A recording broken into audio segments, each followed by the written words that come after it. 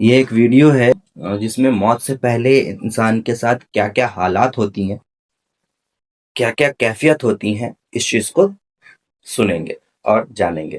موت سے پہلے فرشتے آ جاتے ہیں، چاہے تم اچھے آدمی ہو، بیٹھے ہوئے ہو، تم کو بھی اگر موت آنی ہے تو تم پہلے فرشتوں کو دیکھنے لگ جاؤ گے، لیکن بتا نہیں سکتے کسی کو۔ موت سے تھوڑی دیر پہلے فرشتے قریب آ جاتے ہیں۔ پہلے جماعت فرشتوں کی آتی ہے، پھر ملک الموت آتے ہیں۔ ملک الموت ان فرشتوں کے بیچ آتے ہیں۔ جیسے ہی یہ مرنے والا آدمی ملک الموت کو دیکھ لیتا ہے، پھر اس کے جسم میں کپ کپی طاری ہو جاتی ہے، اور ایسی کپ کپی طاری ہوتی ہے کہ کبھی پیشاب نکل جاتا ہے، کبھی پخانہ نکل جاتا ہے۔ اکثر دیکھنا مرنے والوں کی نجاست نکل جاتی ہے۔ ملک الموت کو وہ بہت قریب سے دیکھتا ہے، اور ان کی دو شکلیں ہیں۔ ایک بہت بھیانک شکل ہے، اس کو دیکھنا ہی عذاب ہے، اور ایک بہت خوبصورت شکل ہے، ان کو دیکھنا ہی رحمت ہے۔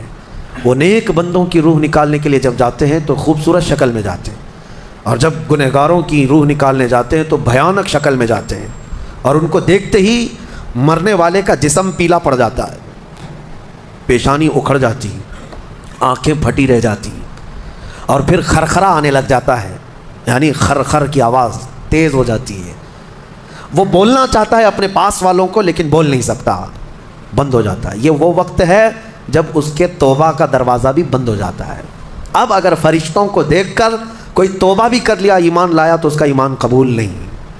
اس وقت سے پہلے تک جو بھی ایمان لایا یا توبہ کیا، اس کی توبہ قبول ہے، لیکن موت کا خرخرہ آ گیا اور فرشتوں کو دیکھ لیا، اس کے بعد بہت سارے کافر بھی پکاریں گے کہ ہم ایمان لاتے ہیں اللہ پر، نہیں، اب ایمان قبول نہیں ہوگا۔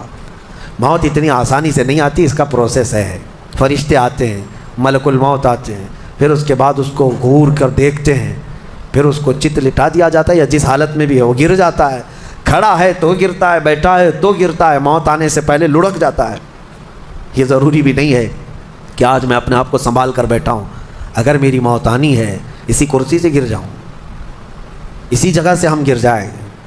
اور اس کے بعد ملک الموت روح کھینچنا شروع کرتے ہیں، پیروں کے ناخنوں سے لے کر، ہاتھوں کے ناخنوں سے لے کر، اس کے جسم کے ہر حصے سے لے کر ناک تک کھینچتے ہوئے لاتے ہیں، اور اس کے بعد جب پوری روح نکل جاتی ہے، وہ لے کر کے چلتے رہتے ہیں، اور مردہ ان کو جاتے ہوئے دیکھتا رہتا ہے۔